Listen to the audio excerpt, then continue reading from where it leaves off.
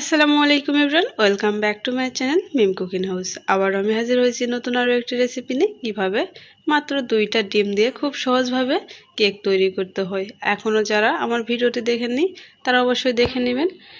আর যারা অনেকবার কেক তৈরি করতে গিয়ে কেক তৈরি হয়নি, কেক ফোলেনি, তারা অবশ্যই এই ভিডিওটি দেখবেন। এইভাবে আমি যেভাবে যেটা ব্যবহার করতেছি আগে সেইভাবে ফলো করবেন, অবশ্যই কেকটি তৈরি হবে পারফেক্টভাবে। তাহলে চলুন শুরু করা যাক। প্রথমে আমি এখানে 2টা ডিম নিচ্ছি। আর ডিমটা যদি ফ্রিজে থাকে তাহলে অবশ্যই 30 মিনিট আগে বের করে নেবেন।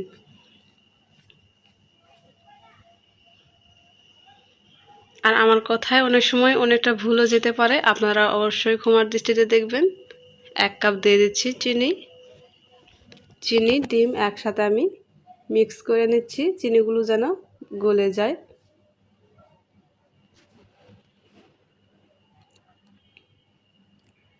পাঁচ থেকে 6 মিনিট আমি এরকম একটা হ্যান্ড বিটার দিয়ে বিট করে নিচ্ছি।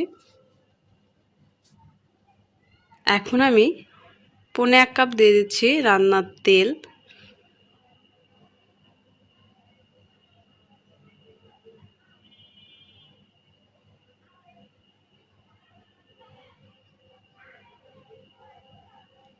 যেহেতু আমি 2 কাপ ময়দা দিয়ে বানিয়ে দেখাবো, 2টা ডিম আর 2 কাপ ময়দা দিয়ে বানিয়ে দেখাচ্ছি, এই জন্য আমি 1.5 কাপ রান্নার তেল নিয়েছি। আর কিছুক্ষণ আবার এটা মিক্স করে নিয়েছি।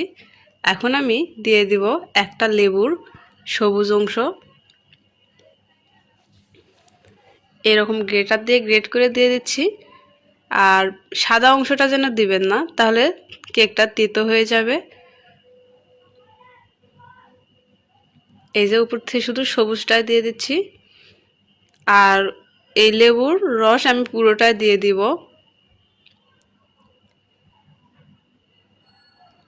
আগে আমি একটু কেটে নিচ্ছি, পুরোটা আমি লেবুর রস দিয়ে দিচ্ছি।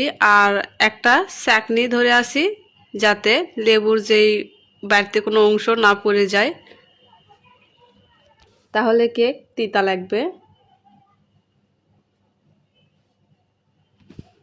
লেবুটা শুকিয়ে গেছে, এই জন্য রসটা একটু কম বের হচ্ছে।